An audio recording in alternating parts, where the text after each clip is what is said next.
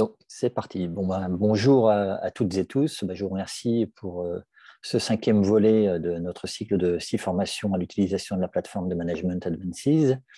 Aujourd'hui, nous allons nous intéresser à la priorisation des solutions qui ont été vues dans la session suivante et par la suite, par rapport à ces solutions qui sont retenues, voir comment on peut traduire ces solutions retenues en objectifs. Donc, nous avons vu au fil des sessions que nous avons un flux, un framework où finalement, d'un sujet qui va être cadré et qui nous permet de bien circonscrire la problématique qu'on veut traiter et puis l'ambition qui doit être la nôtre, c'est-à-dire la situation souhaitée que l'on souhaite atteindre, jusque à la formalisation d'un plan d'action qui, quelque part, est le plan de transition d'un état initial insatisfaisant à une situation souhaitée qui serait globalement plus satisfaisante. On a vu également que on alterne, on intègre dans notre processus 2 phases de créativité. Donc, je vous rappelle, une phase de créativité, c'est une phase où on va aller d'un côté, on va alterner une phase de divergence où on va ouvrir les vannes un petit peu, on fait la purge, donc on lâche un petit peu tout ce qu'on a en tête, et une phase de convergence dans un second temps où on va essayer de donner du sens à toute cette information qu'on a rassemblée, toute cette intelligence, toute cette connaissance qu'on a rassemblée pour que ça puisse être exploitable. Donc, la première phase de créativité nous amène à réaliser un état des lieux où on a identifié un certain nombre d'éléments factuels que, un petit peu comme une méthode métaplan, on a ensuite, dans un deuxième temps, regroupé pour essayer de mieux comprendre et de mieux partager cet état des lieux avec les autres membres potentiels de notre équipe. Et maintenant, on s'est attaqué ensuite à une deuxième phase de créativité où, dans un premier temps, on a brainstormé sur les solutions. Donc, on l'a vu dans la précédente formation, comment construire des solutions sur la base de notre état des lieux. Et aujourd'hui, on va voir un petit peu comment on va prioriser ces solutions, puisque, encore une fois, choisir, c'est renoncer, on ne peut pas tout faire. Donc, on a identifié peut-être potentiellement beaucoup de solutions, beaucoup d'axes de travail, mais on ne pourra pas tout réaliser. Donc, il va falloir prioriser. Et une fois qu'on aura priorisé, il va falloir que l'on s'attache à traduire ces solutions retenues en objectifs. Et c'est ce qui va nous occuper, nous intéresser aujourd'hui. Donc, on aime bien utiliser chez Advances cette image de boussole stratégique, puisqu'on a rassemblé un ensemble de solutions. On a beaucoup de solutions possibles, on a beaucoup d'axes et de trajectoires qui s'offrent à nous, potentiellement on pourrait exploiter ou explorer. Mais encore une fois, choisir, c'est renoncer. Il n'est pas possible de tout. Et une boussole stratégique, ça sert à quoi finalement ? Finalement, ça sert à trouver la bonne direction, à ne pas se perdre, et puis une fois qu'on est lancé, à garder le cap. Et donc, notre objectif ici, ça va être de choisir les axes prioritaires, quels sont les axes de travail les plus intéressants, quels sont les chantiers prioritaires pour concrétiser toujours notre ambition. Il sera important également pour nous de bien distinguer les solutions de niveau stratégique et celles de niveau opérationnel. Alors, je m'explique. Lorsqu'on est en phase de brainstorming, qu'on construit des solutions, mais lorsque vous allez arriver sur cette étape 5 du module décidé, qui est l'étape de stratégie, vous allez voir que dans les solutions que vous avez identifiées, il y en a un certain nombre qui sont peut-être parfois un peu redondantes et qui couvrent un petit peu la même thématique. Et en fait, parmi toutes ces solutions qui couvrent un petit peu le même thème, qui offrent le même axe de travail, il va falloir identifier celles qui sont purement opérationnelles, qui sont dans la réalisation quelque part, de celles peut-être la solution que j'appellerais une solution mère, qui est finalement le véritable axe stratégique. Donc, je vous le redirai, mais ce qui est important, ce n'est pas d'exclure et de ne pas tenir compte de ces solutions opérationnelles, mais vous, dans un premier temps, vous allez sélectionner principalement les solutions de niveau stratégique pour, par la suite, utiliser les solutions que vous avez identifiées qui sont intéressantes, hein, puisque c'est du jus de cerveau, donc il faut le garder, il faut l'exploiter. Et vous allez garder ces solutions d'ordre opérationnel qui seront peut-être plus des actions à intégrer dans votre plan d'action après par la suite. Okay. Donc, votre travail prioritaire dans cette étape-là, ça va être de faire le choix entre différents types de solutions hein, dans votre boussole stratégique, des solutions, des trajectoires donc, de développement hein, qui, comme je vous le rappelle, correspondent à un croisement entre une force et une opportunité. Hein. On a une opportunité dans notre environnement et en même temps, on a une force en interne qui nous permet de saisir cette opportunité. Donc, c'est plutôt positif. Donc, on est plutôt sur un axe de développement. On a aussi des trajectoires ou des solutions d'adaptation hein, qui correspondent à un croisement entre une faiblesse et une opportunité. Là encore, on a une opportunité dans notre environnement.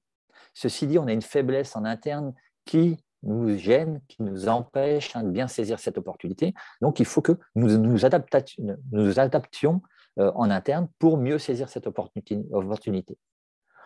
Ensuite, nous avons des trajectoires de renforcement, des solutions de renforcement qui correspondent à un croisement entre une force et une menace. Hein. On a une menace dans l'environnement. Par contre, on a une force en interne qui potentiellement peut nous aider à contrer cette menace. Donc, nous nous renforçons en nous appuyant sur cette force pour contrer la menace. Donc, c'est une solution de renforcement. Et après, on a les solutions défensives qui, en marketing, parfois sont appelées solutions de repositionnement, hein, qui correspondent à un croisement entre une faiblesse et une menace. Et là, on comprend bien, on a une menace dans notre environnement, et en plus, on a une faiblesse en interne qui potentialise cette menace. Donc, on ne peut pas rester sur ce terrain de jeu, on ne peut pas rester dans ce contexte d'expression de travail. Donc, il faut se repositionner, il faut redéfinir, il faut se repositionner sur un autre terrain de jeu. Okay. Donc, nous allons avoir ici, nous voyons dans Advances, des solutions d'adaptation, des solutions défensives, des solutions de développement et des solutions de renforcement. Donc, je vous l'ai bien dit, hein, de bien distinguer les solutions d'ordre plus ou moins opérationnel de celles qui sont bien d'ordre stratégique. Donc, ne sélectionnez, dans un premier temps, hein, ne sélectionnez que les solutions qui sont dites de haut niveau, solutions mères, ou plutôt d'ordre stratégique. D'ordre stratégique, hein, ce n'est pas un gros mot, hein, ça ne concerne pas uniquement l'entreprise dans son ensemble. On peut avoir une stratégie organisationnelle. Si on est manager d'une équipe, d'une unité, d'un service, on peut avoir une stratégie hein, qui est circonscrite dans le périmètre de son unité ou de son service. Et on l'avait vu également, c'est le cas, hein, lorsque on a à prioriser des grands projets, mais ils s'inscrivent dans un contexte qui est le leur.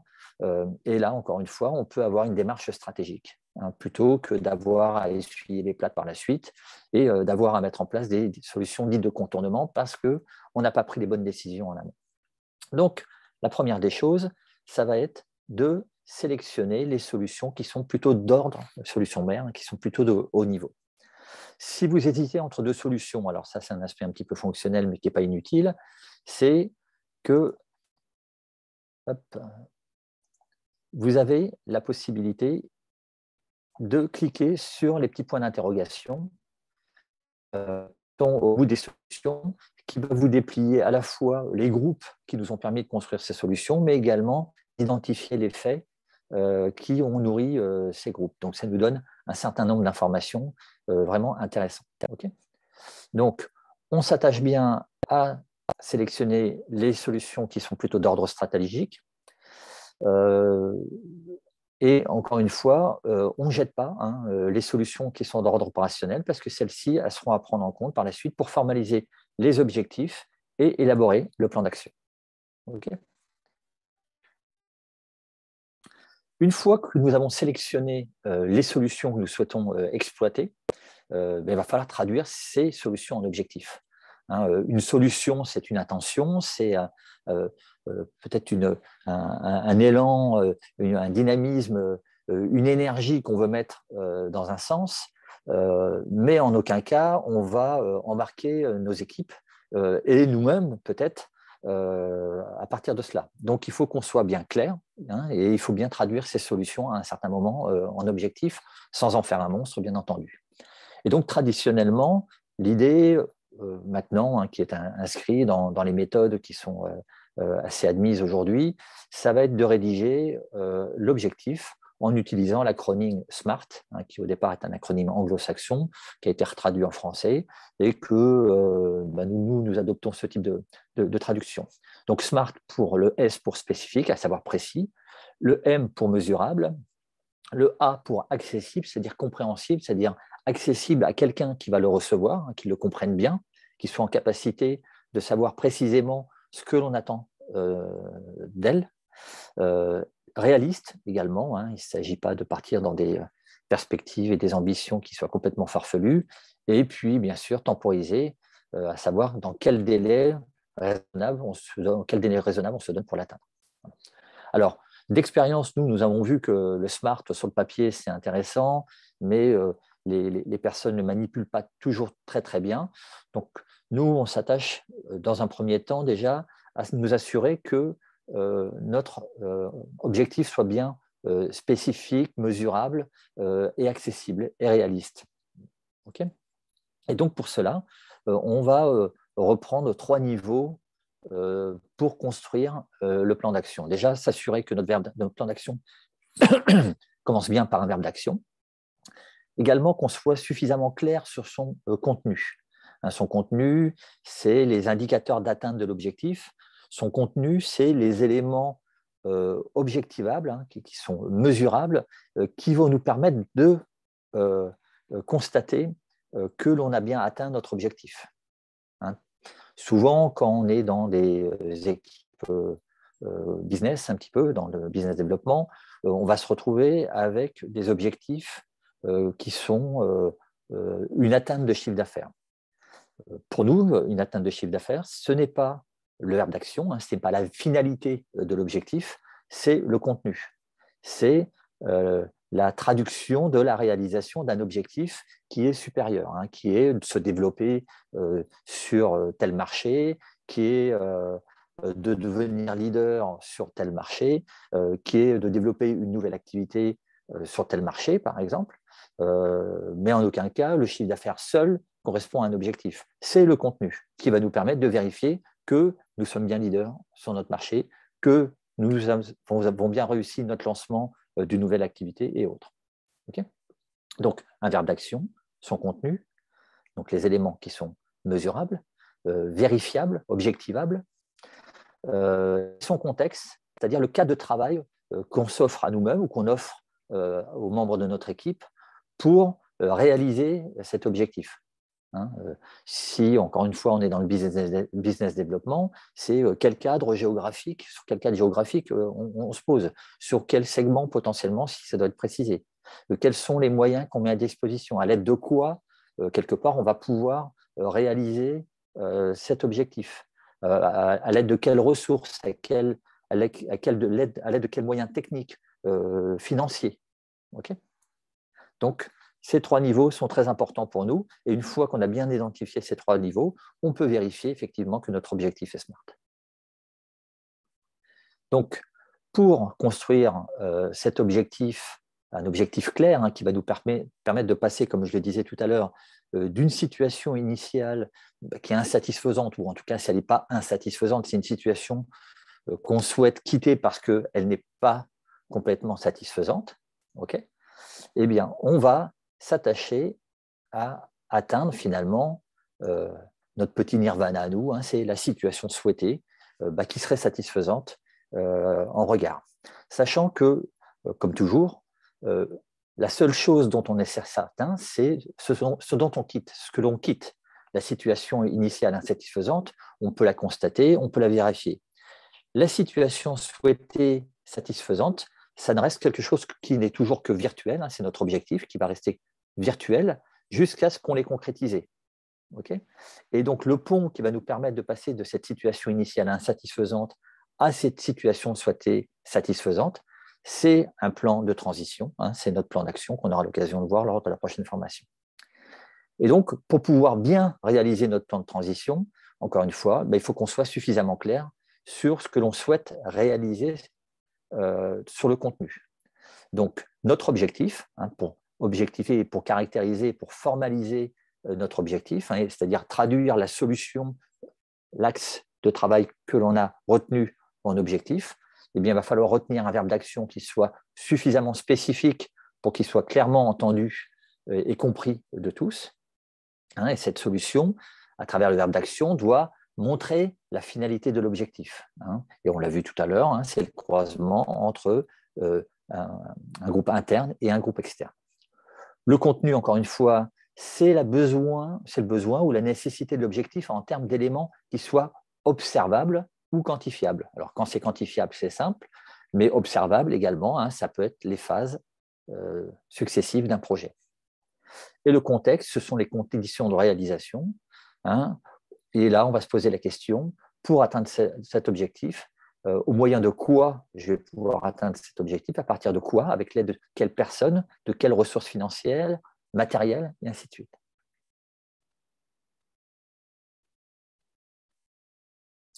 Donc, pour vous donner quelques trucs et astuces, on va voir qu'à partir du moment où on a rédigé la solution dans l'étape précédente, qu'on l'a sélectionnée, pour rédiger notre objectif, comme on a vu que dans les solutions, on privilégie l'utilisation du verbe d'action, donc on a déjà l'intention, plutôt réinventer la roue et essayer de réimaginer quelque chose. Le premier des trucs, ça va être de copier le titre de la solution et de le coller dans le descriptif de l'objectif dans Advances. Okay. Pour ce qui est du verbe d'action, on a vu qu'il doit être là, mais ça sera important de bien vérifier que celui-ci n'est pas un verbe trop général, qui soit trop vague, et finalement qui laisse beaucoup de place à l'imagination et qui puisse amener des personnes à se diriger dans les mauvaises directions. Donc, un verbe d'action, pour nous, il présuppose une action qui est observable, que l'on peut voir. On peut vérifier, on peut la mesurer. Donc, des verbes d'action spécifiques, ça va être des verbes d'action qui vont être comme déterminer, nommer, décrire, définir, classer, par exemple. Et nous, ce que vous recommandons, c'est d'éviter les verbes comme connaître, comprendre, démontrer, analyser. Et pensez bien que dans la finalité, il faut, dans le verbe d'action, posez-vous toujours quelle est la finalité de cet axe de travail pour définir quel est le type de verbe d'action. Okay. Ensuite, le contenu, pour repréciser un petit peu ce que j'ai évoqué tout à l'heure, ça va être de déterminer le besoin ou la nécessité de l'objectif en termes d'éléments observables. Alors, on a vu que ça pouvait être des éléments qui peuvent être des étapes ou quantifiables. Alors, par exemple, l'amélioration d'un chiffre d'affaires d'une entreprise, on va doubler notre chiffre d'affaires sur une période définie, c'est quelque chose, effectivement, qui est observable. Et le doublement de ce chiffre d'affaires nous permettra de vérifier que nous avons bien atteint et réalisé notre finalité. Mais on peut également avoir la détermination des étapes à réaliser, par exemple, pour construire un immeuble, parce que là, encore une fois, c'est observable. On ne va pas construire la charpente avant d'avoir creusé les fondations et posé les fondations. Donc, on a des étapes successives. Lorsque on développe un projet industriel, avant de développer un prototype, avant la phase de prototypage, il y aura probablement une phase d'étude, d'opportunité, de faisabilité, technique, juridique, financière, et ainsi de suite. Okay. Donc, voilà, le contenu, ça doit représenter, vous devez voir dans votre objectif des éléments qui vont nous permettre de mesurer quelque part que nous avons bien atteint notre objectif et que nous allons dans le bon sens pour atteindre notre objectif. Okay. Donc, globalement, ici, on retrouve les indicateurs clés de la réalisation de votre objectif. Okay. Et le contexte qui va servir à préciser encore une fois le ou les conditions de réalisation d'un projet, avec des exemples de mots qui vont préciser les moyens que vous allez mettre à disposition pour atteindre cet objectif, les ressources humaines, financières, technologiques, encore une fois, que vous allez pouvoir mettre à disposition pour atteindre cet objectif.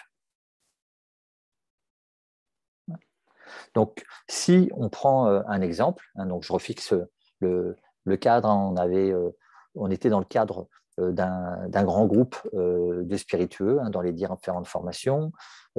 Et là, on s'intéressait plus particulièrement à la direction des services financiers de ce groupe, qui était scindé globalement en deux équipes. Une équipe plutôt chargée de la comptabilité et une autre équipe plutôt chargée du contrôle de gestion.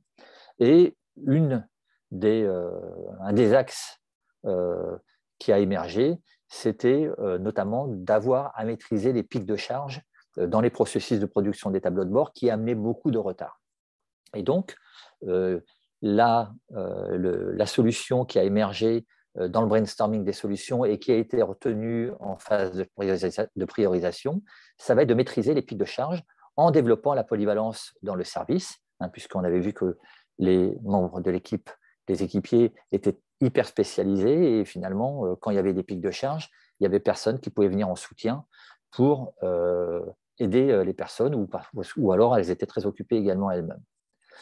Donc, développer la polyvalence dans le service pour compenser ainsi l'impossibilité de recrutement. Donc, ça, c'était la partie externe au service, où on a une communication de la DRH qui expliquait qu'il n'y aurait pas de possibilité de recrutement cette année et que les recrutements étaient gelés. Donc, on ne peut pas renforcer l'équipe par un recrutement. Donc, il faut faire avec l'équipe en interne. Et comme l'équipe en interne est excessivement spécialisée, il va falloir développer la polyvalence et puis probablement également optimiser les processus de production des tableaux de bord.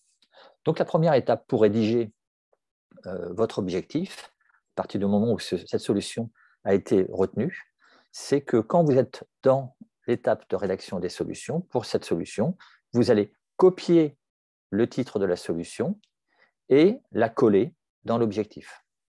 Donc ici, pour l'exemple, de façon peut-être un peu scolaire, je vous ai décomposé l'objectif en 3 strates, le verbe d'action, le contenu et le contexte. Après, quand on est assez aguerri à ce type d'exercice, on peut rentrer dedans directement. Donc ici, pour l'exemple, on retrouve notre verbe d'action qui est de maîtriser les pics de charge en développant la polyvalence des membres du service que j'ai reformulé pour compenser ainsi l'impossibilité de recrutement d'ici la fin de l'année. D'ici la fin de l'année, qui nous donne un peu déjà, pour le T de Smart, un peu de temporalité. Le contenu, donc je vous ai dit que c'était les éléments qui allaient pouvoir nous assurer qu'on a bien atteint notre objectif. Pour dire qu'on a bien maîtrisé les pics de charge, il va falloir s'assurer que déjà on ait un backup remplaçant, c'est-à-dire un remplaçant à minima sur chacune des activités sensibles. On pourra dire qu'on a atteint notre objectif de maîtriser les pics de charge parce qu'on a réduit de 80% les retards de communication des tableaux de bord à nos clients internes, et également parce qu'on a réduit de 100%, donc on n'a plus du tout de réclamation des clients internes. OK ? Voilà, donc on comprend bien que ce contenu, ces indicateurs, quelque part, ce sont eux qui vont nous permettre d'objectiver le fait qu'on a bien atteint notre objectif, qui est de maîtriser les pics de charge. Maintenant qu'on sait ce qu'on veut faire et comment ça va se matérialiser, quels moyens on offre aux personnes qui vont se saisir de cet objectif. Ils vont pouvoir s'appuyer sur un consultant externe, notamment pour formaliser les processus de production des tableaux de bord, qui sont peut-être à optimiser ou qui ne sont peut-être pas toujours très, très clairs et très lisibles pour chacun des membres de l'équipe. On va intégrer un budget également, puisqu'il faudra payer le consultant, mais peut-être qu'il y aura des solutions peut-être un peu plus collaboratives et puis des façons de travailler, puis peut-être du matériel qui doit être intégré dans les processus de travaux pour pouvoir atteindre ces objectifs. Et on va nommer Radamante Nemes comme pilote sur l'atteinte pour l'atteinte de cet objectif. Donc, elle sera en charge, quelque part, à la fois de piloter le consultant, de le recruter, mais également d'orchestrer les personnes qui vont être impliquées dans l'atteinte de cet objectif au sein du service des directions financières. Une fois qu'on a rédigé ces 3 strates, on va pouvoir rédiger la version finale de notre objectif, et c'est finalement la seule que l'on retiendra et qu'on utilisera après par la suite. Comme je vous l'ai dit, là c'est une décomposition peut-être un peu scolaire au départ. Après, vous pourrez peut-être passer directement à ce type de rédaction. Et un objectif qui serait de maîtriser les pics de charge en développant la polyvalence des membres du service pour compenser ainsi l'impossibilité de recrutement d'ici la fin de l'année. Pour cela, avoir à minima un backup sur chacune des activités sensibles, avoir réduit de 80% les retards de communication des tableaux de bord et avoir réduit de 100% les réclamations des clients. Voilà. Pour cela, on va pouvoir s'appuyer sur un consultant externe pour formaliser les processus de production des tableaux de bord. On a un pilote qui va nous permettre d'avoir un seul interlocuteur au sein du service et en interne pour orchestrer la bonne atteinte de cet objectif, et un budget de 10 000 € qui va être alloué pour servir quelque part les moyens qui sont nécessaires. Okay. Donc, 1, on copie-colle le titre. 2, on décompose l'objectif selon ces 3 strates, verbe d'action, contenu, contexte. 3, on propose une version rédigée de l'objectif. Et 4, on contrôle son caractère SMART. Et dans Advances, bien sûr, on met une date de début de mise en œuvre, 1er janvier 2022, et une date de fin de mise en œuvre, 31 décembre 2022, qui nous assure bien qu'on est SMART. Okay. Voilà. J'espère que ça a été suffisamment clair. Peut-être que vous avez des questions. D'ici là, si vous souhaitez revoir cette vidéo, vous pourrez la retrouver sur le replay dans notre rubrique ressources webinaires sur le site Advances. Si vous aviez des questions sur nos formations, n'hésitez pas à nous contacter sur formation@advances.com. Je vous souhaite une très bonne fin de journée et puis je vous dis peut-être à la semaine prochaine pour le dernier volet de ce cycle. Au revoir.